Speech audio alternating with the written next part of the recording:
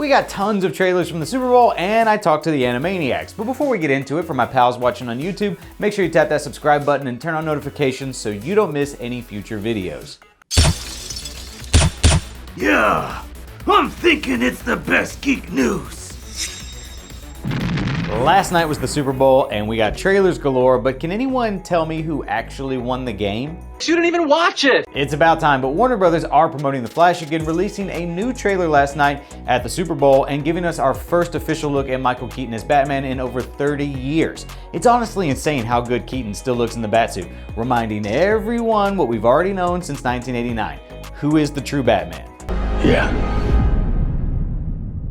I'm Batman. We also got brand new trailers for movies that will make me cry, like Guardians of the Galaxy Volume 3 and Indiana Jones and the Dial of Destiny. Yet for me, the big thing not enough people are talking about is Ben Stiller returned as Zoolander for a freaking Diet Pepsi commercial. Diet Coke, please. Rather than spend millions of dollars on a Super Bowl commercial, Lionsgate declared this week Wick Week, moments after the big game was over, announcing that a new teaser for John Wick Chapter 4 will be released on Thursday. Not that I need it, I'm already there. Stop right there. I'm in. In a new interview with Variety, Leslie Grace claims she did not know about Batgirl's cancellation until the news of it hit online. Wow, it sucks, I'm sorry. She also rejected Peter Safran's claim that the film was not releasable, saying she saw the most completed version of the film, calling it incredible and claiming, quote, "There was definitely potential for a good film in my opinion. Maybe we'll get to see clips of it later on." Fingers crossed. And that's not all. This Friday, Animaniacs returns on Hulu for its third and final season, and I got a chance to talk to the cast about it, and these guys were cool AF. Check it out. The Animaniacs theme or the Pinky and the Brain theme, which one do you have a harder time getting out of your head?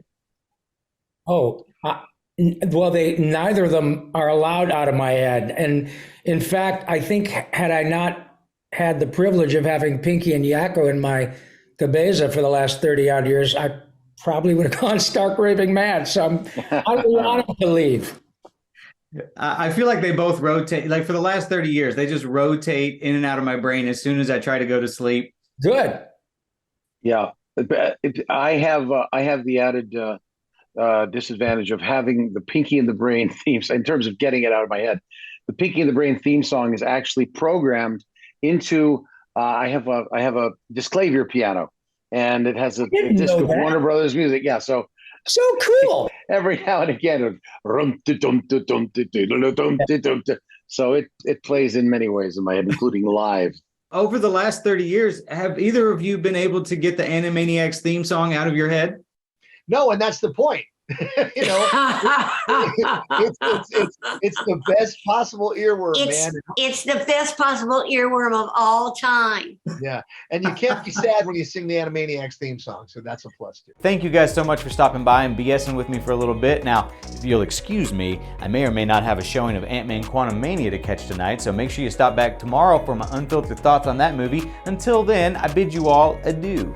All of the stories in this video came from articles written on ComicBook.com, so if you'd like to read more about some of today's news with your own eyeballs, feel free to head over to ComicBook.com, where we work 24/7 to keep you up to speed on all the latest.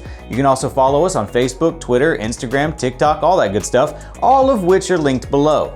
If you're someone who likes listening to other people argue for hours on end about this sort of stuff, we've got you covered there as well with Comic Book Nation, hosted by Kofi Outlaw every Friday, or our Marvel-focused podcast hosted by my best frenemy Brandon Davis, now on Thursdays. If you want some behind-the-scenes antics or previews of my cosplay, or you want to know what it's like to live on a spaceship for months at a time with no genuine human interaction, find me on Instagram at CKComedy or Twitter at Chris Killian, all linked below.